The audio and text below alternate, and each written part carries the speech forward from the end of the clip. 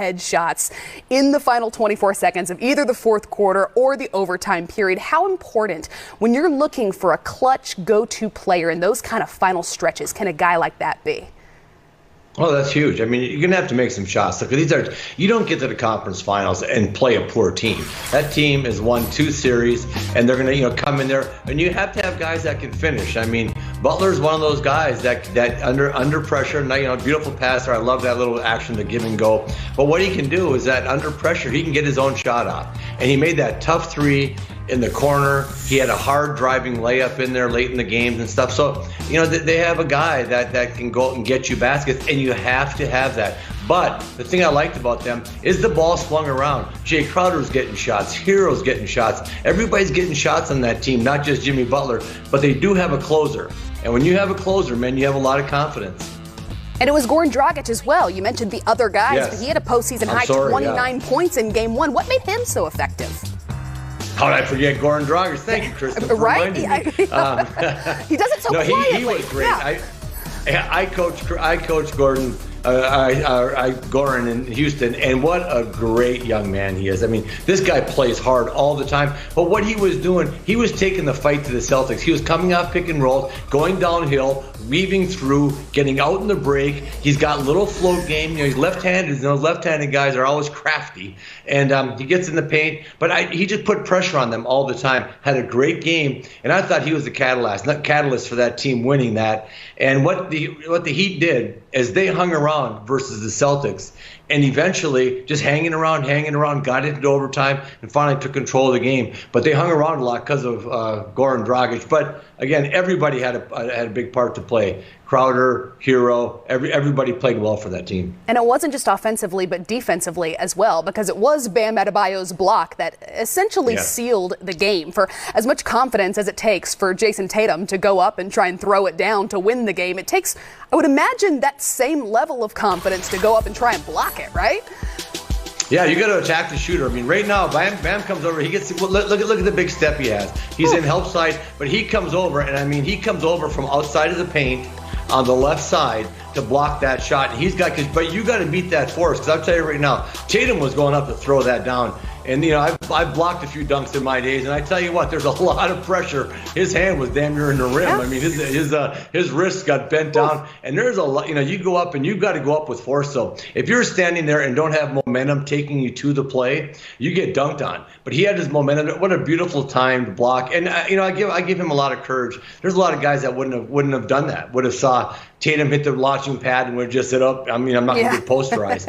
At that point, and that's what I'll always tell people is that with championship teams, they're not worried about that stuff, posterizing this. They're like, man, I got to get a stop. And I love that kid. He's a fearless competitor, always protecting the rim. Which brings me one thing I say really quickly about the Celtics. They got to drive more. They got to attack Bam, because Bam's going to help all the time, and then find people, because he's constantly in that paint, protecting that paint, and they never collapse the Heat. And they were almost like they were afraid of Bam in there protecting the rim. You got to challenge those big shot blockers. Let's talk a little bit more about the Celtics, because they did have a 12-point lead going into the fourth quarter. Could you break down some of what you saw for me? Well, break down in those late game stretches? Yeah, I just thought that Boston got very passive. Their offense just almost stayed completely on the perimeter. And, if you see here right now, you're coming off, you got everybody, you have good spacing, but now you got to attack. I mean, at a certain point, the ball never gets past the three-point line on that thing. At that point, someone's got to break the seam. And again, you're going to see nice spacing. That ball has got to get into the paint. And you've got to attack all, there. And you're going to see again here, as the ball comes around and the attack, long jump shot, ball never got inside the three-point line. And you've got to be able to attack. Like I say, watch the Heat's defense, which is very good. They're all matched up, but every man is just keeping his man in front of him. And there's really no breakdowns, no room to get in. But someone's got to beat their man off the dribble. And I think there was just way too much stagnant dribbling on top, which you see there, and just kind of getting in there a turnover. And when you do break down the defenses, you're going to see them do it here in the play.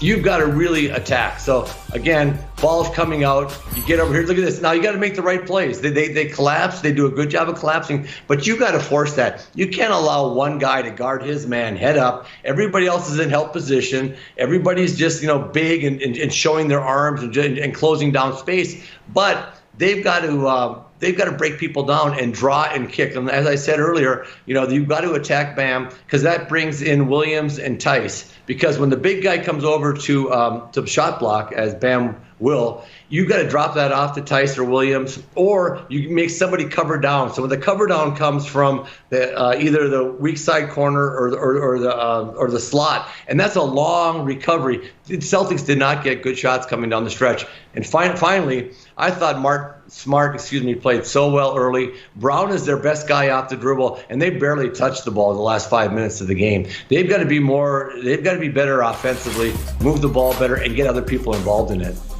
Well, our Jim Jackson is joining us now. Jimmy, I'm assuming you can hear me now? Yes? All good? Have we worked? I got you. Okay, everything technically out on your end. You and I have talked so often, Jimmy, about Kemba Walker's importance to this team. He had 19 points on 19 field goal attempts in Game 1. How much of this team's success in this series do you see rising and falling on his efficiency? Well, I mean, it's important because Kemba, not just from scoring, but being aggressive, making plays. When he's making shots now, and Kevin, to tell you this, now the defense really has to step up, in particular on the pick and roll and guard him, and that's when he can get downhill and make plays. When he's struggling with his shots, now you don't have to help as much, especially on his drive or on his pull-up. He's always dangerous, okay, in regards to what he can do, because he made some big shots down the line of the game. But when he's not as consistent, the defense now can spread out a little bit more and cover the shooters on the perimeter. He said it himself. He said, listen, I'm not playing well. Well, when you're not playing well, that means you're not scoring. That means you're not shooting well. I think for Kemba to be really effective, if the ball doesn't go on the rim from the perimeter, one, figure out ways to get out in transition, get some layup. Second, get to the free throw line. Third, if you're struggling from making shots, make plays. Utilize the pick and roll. Get downhill. Draw the defense. Now, instead of getting 7 or 8 assists, maybe get 10, 12, 13, 14 assists. That makes up for the lack of scoring until you can find your rhythm. And again, this is kind of new for Kemba to be in this situation playoff-wise. So just like a lot of the young guys for the Miami Heat are learning, Kemba's also in that situation. Well, we're going to take a quick break, but when we come back, Playoff Central Live will continue with a look ahead to Game 1 of the Western Conference Finals, set to tip off tomorrow night on TNT. LeBron James, the top-seeded Lakers, taking on the comeback kids, the third-seeded Denver Nuggets, who dug out of a 3-1 hole not once, but twice.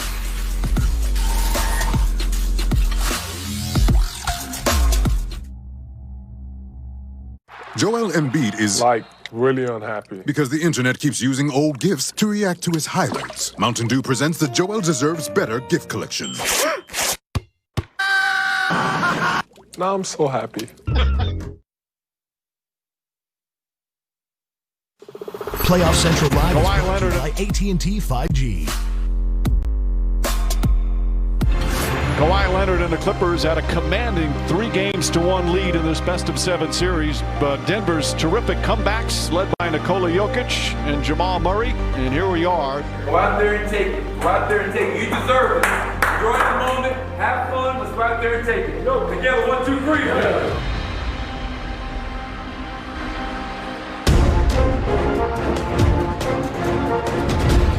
Jokic, nice feed inside to Harris, and Harris gets that one to go. That's some pass right there. But as Jokic drives inside, lays it up and in. Nikola Jokic and the Denver Nuggets, a good start.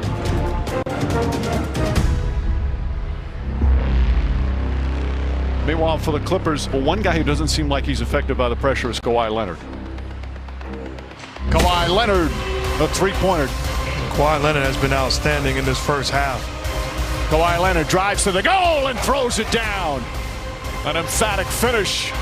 Well, the Nuggets are in familiar territory, down by double figures. Here's my challenge to you, man. Keep on believing in each other. Keep on believing in each other, all right? They were down 16 in Game 5. They were down 19 in Game 6. Can the Nuggets do it again? Jamal Murray for 3. Murray drives on Morris. Now pulls back, two-pointer. Got it. He is red hot. Denver they're playing loose and free. Jokic one-on-one with Harrell. Give and go. Craig banks it home. Another stunning turnaround for the Denver Nuggets here in Game 7. Right now, the ball is flying. They can't keep up with it. Mike Malone's Nuggets showing the poise once again. Inside pass. Jokic flips it up and in. Murray trying to get it. Shot clock winding down. Murray puts up a 3.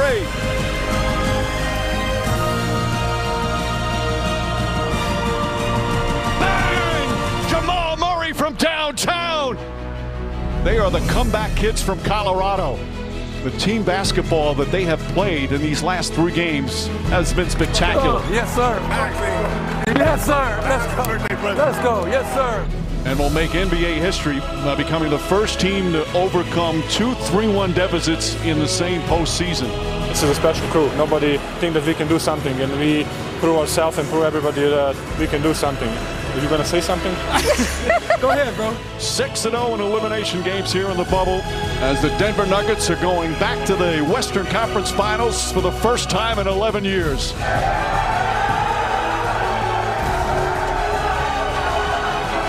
I've never been around a team like this, man. For real. Inspirational group. Love all y'all, man. We got work to do.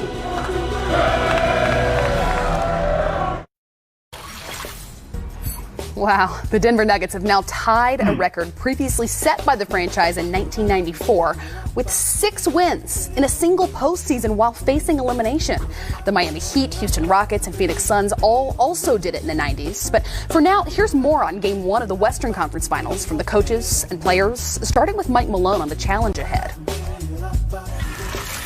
We still have a lot of work to do. Western Conference Finals, we know we're playing a very talented and well-rested Laker team. But I do know this, our guys are up for that challenge. We know what we got. And when we're all clicking, when we're making shots like that and playing defense together, you know, we're a top 4 team, top 3 team in the league. And we're trying to prove to be the number 1. We've been doing this. I don't know how many times we got to prove it over. We've been doing this, and we have the talent to do it. The confidence that they're playing with, the chip on their shoulder that they're playing with was really noticeable. Obviously, they're a very resilient group. To come back from 3-1 twice in the same year, and we're gonna have to play great to beat them. They have a lot of fight. They don't really quit. They're always, trying to play to win, no matter if they're down 19, which they were in Game 5 and 6, still coming back and winning. So it kind of just tells you the story of what kind of heart that team has. Obviously, I have the utmost respect for LeBron James. Had a chance to coach him for 5 years, know who he is and what he's about.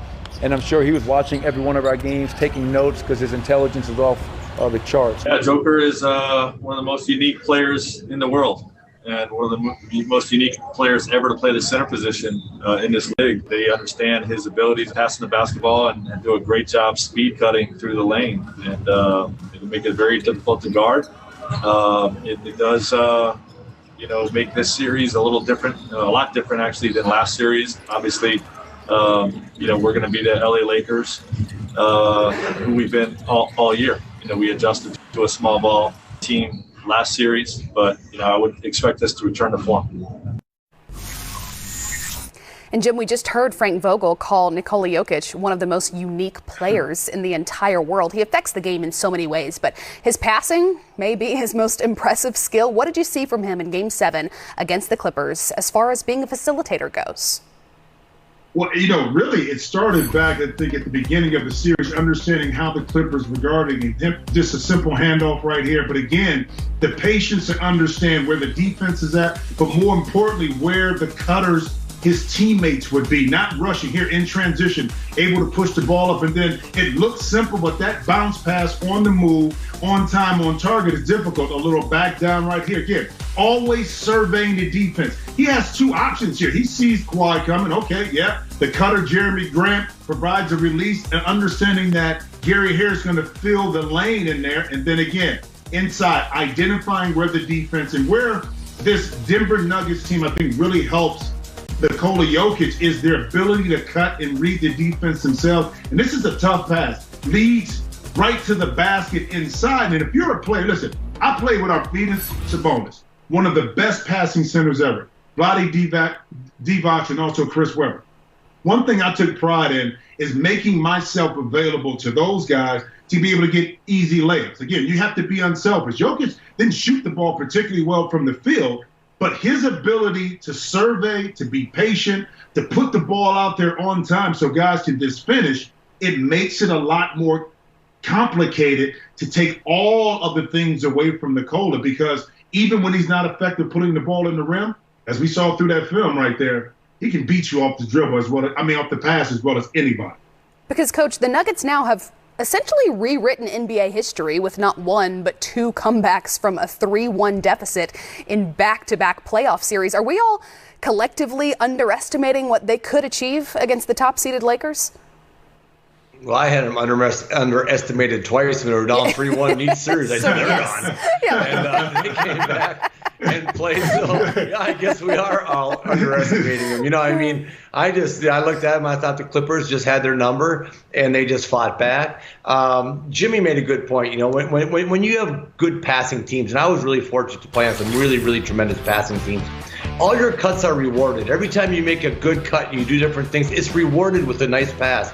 And what happens, it's so hard to guard Denver because everybody's cutting and everybody's moving because they know it's going to come back to him. And this guy right here, Murray's been on fire. He took a little hiatus there after he went crazy against Utah for a few games, but then he came back. And I mean, his ability to make shots for himself and create shots for himself. We talked about it earlier, Kristen. You have to have those guys that can get their own shot. We talked about Jimmy Butler with Miami, but he can get his own, but they don't need to get their own. When you talk about them playing the Clippers and what happened in Game 7, they were getting layups and little lead passes for just lay-ins and dunks and wide open shots off of Jokic's passing. And everything that the Clippers got was contested.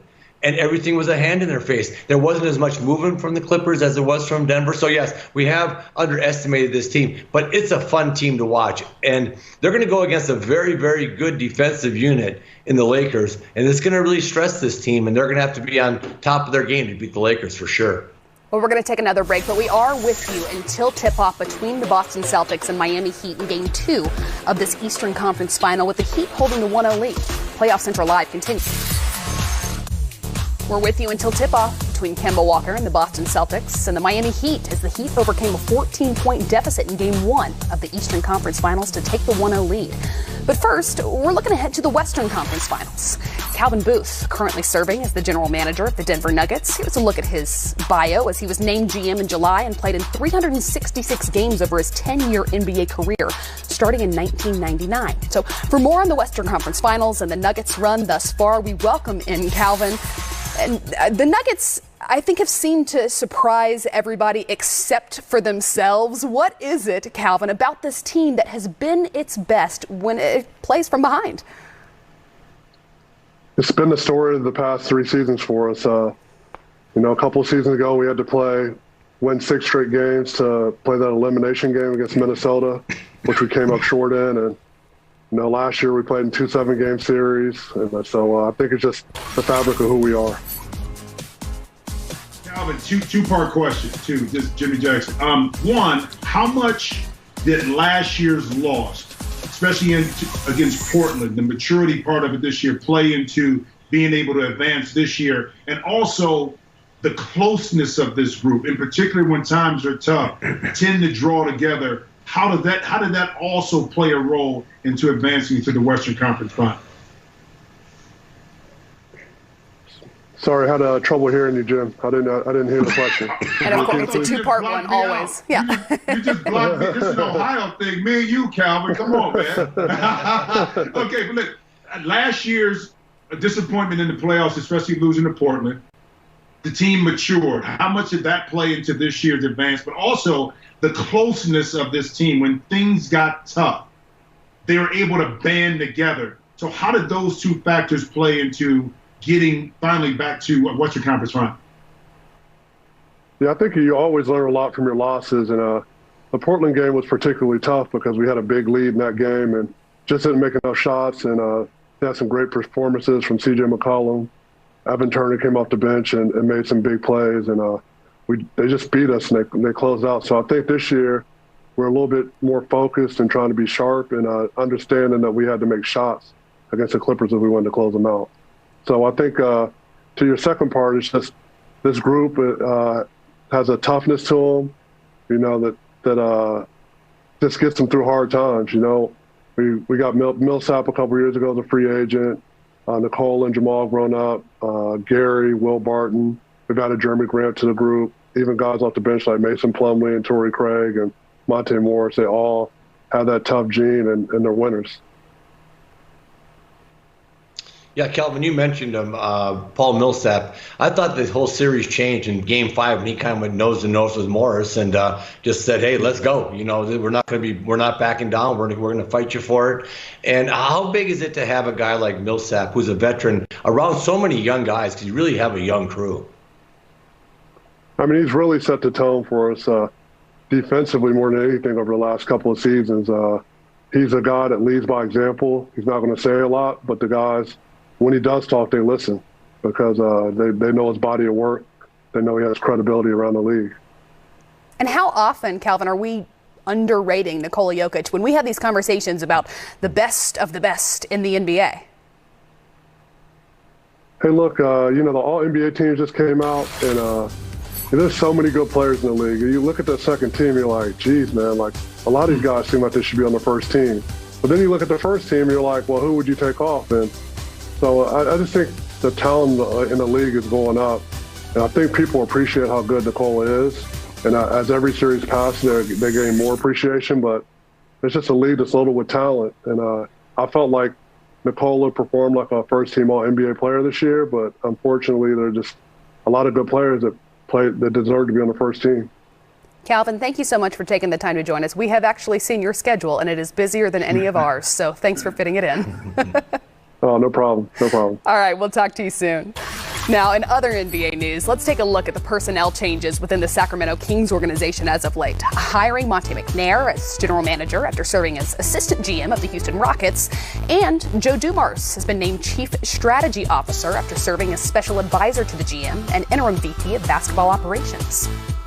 Now we're with you until tip-off between the Boston Celtics and Tyler Hero and the Miami Heat in Game 2. At least 5 threes in 4 games this postseason. By the way, he's the only player in franchise history with more such games. Ray Allen, 5 times in 2008 and in 2010. Now let's hear from Coach Brad Stevens ahead of Game 2. Hey, Brad, you've talked a lot about what Jason and Jalen have accomplished at the ages of 22 and 23, respectively. How much do you think of that has been being a part of winning teams and being in the culture that you've created as compared to them being handed over, a franchise that was not performing as well? Well, I think obviously their own personal growth and their teammates have everything to do with it. Culture is not anything that you've achieved traditionally or in your history. The culture is the people in the room and everybody doing their job every day as well as they can. And so those guys have, been leaders in that room since the moment they walked in. And, for the most part, it's been a, pretty amazing path for both of them. Abby Chin. Brad, the inevitable Gordon Hayward question. He was upgraded to doubtful, and then you listed him as out tonight, but how's he doing? He's out. Seems to be doing all right. And we'll have another update, I'm sure, tomorrow. Keith Smith.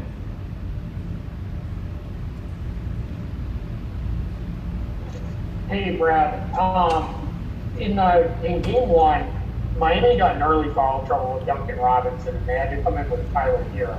You guys had really been defending well until that point. Do you think that early foul trouble actually, in a weird way, may have helped them and threw your guys off a little bit? They've got good players up and down their roster, so when one gets in foul trouble, they can bring in other guys that can be very impactful. Obviously, Hero is playing at an elite level right now, but Robinson's a guy that we couldn't respect more with his ability to get shots off at tough shots and make shots. So I don't know that there's any advantage gain per se. I think that ultimately both those guys are really good players. Tom Westerholm. Hey Brad, Jason Tatum obviously was named All-NBA yesterday. Just curious your thoughts and how happy Brad you guys are. Yeah, I mean he's had quite a season. You know, I've been lucky enough to be around now. I think 3 All-NBA guys in my time here, and you know the seasons that those guys put together are remarkable. And I thought Jason's ascension as the season went on, his improvement made him well deserving. And I think that he's just going to keep getting better and better. John Corrales. Right, I know obviously you're just focused on game 2, but we still haven't seen a schedule for the rest of the series after game 3. How does that impact your preparation? Does that have any impact on the plan for Gordon Hayward? Well, since I didn't even know that until you just said it, I would say that it hasn't impacted my preparation at all. I just figure we're playing every other day, but I guess that'll be determined after the fact. All right, we'll wrap it up right there. Thanks, Coach. Thanks. Jimmy Butler had 20 points, 5 rebounds, and 5 assists in Game 1. And we're with you until tip-off of Game 2 between the Celtics and Heat next. Playoff Central Live continues. Because really, number 1 is always Kevin Harlan, right? We're with you until tip-off between the Celtics and Heat as the Heat overcame a 14-point deficit in Game 1 of the Eastern Conference Finals to take the 1-0 lead. The game did require an overtime period, of which the Heat are an NBA best 9-2. So let's hear from Coach Eric Spoelstra ahead of Game 2. The Celtics just announced that Gordon Hayward is out. He was listed as doubtful anyway. Is there sort of a plan A or a plan B for you, or is there just this is how we play the Celtics no matter what their lineup or rotation is?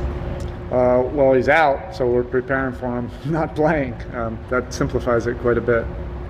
I guess my question was, though, through your scouting and everything else and your walkthroughs, do you sort of have to account for that? And if I could just sort of expand, yeah, you do. Does and would Gordon Hayward make the Celtics? Thank you. Well, he's not playing tonight. I don't even want to get into that. They have enough other things that are on this head coach's mind, and that's what we're prepared for tonight. But of course, you had to prepare in the days leading up to this in the event that he possibly could play. He's close, so it's going to happen at some point. Case Bono looks like it's it for today. Thank you. We've got a couple of minutes left to wrap up with final thoughts. So, Coach, let me start with you. Who wins this game and why? Ooh, Celtics, because they're more desperate. They go down 2-0. I was playing and I was a rookie, and the guy's like, we got to win this game, and I'm like, 1-1's a lot different than 2-0. Yeah. And he looked at me and goes, yeah, rookie. He goes, of course it is. They got to win 4 of the next 5 if we go up 2-0. And I was like, oh yeah, math. And so, the Celtics are going to be more desperate tonight. So I think they're going to come out, hopefully have more ball movement and body movement, and keep Brown and Smart involved in the game for 48 minutes. What do you think, Jim? I am awful at predicting games, so I try not to do it as much. But I do think Boston is going to make some adjustments here. 2 things. 1, 48-26 points in the paint. They got to shore that up. Also, defensively get stops and get out in transition. Only 10 fast break points. So I'm going with Boston for the desperation, and the guy without the tie on the set right there is leading the way. So I'm going to go with him. Atta baby, JJ. I knew you'd come with me. And JJ, good point. Because you know what? The Celtics never drove. The last quarter and a half into overtime, they never got the damn ball in the paint. And that's why the paint points were such a big disparity. Yeah. And against pressure, as you know, you've got to attack pressure. You cannot sit back and allow people just to pressure up on the perimeter and just play east-west. Well, perhaps they're in the locker room listening to you, Coach. We'll see when we're back as Playoff Central Live continues after the game with post-game player and press conferences. So join us right here on NBA TV.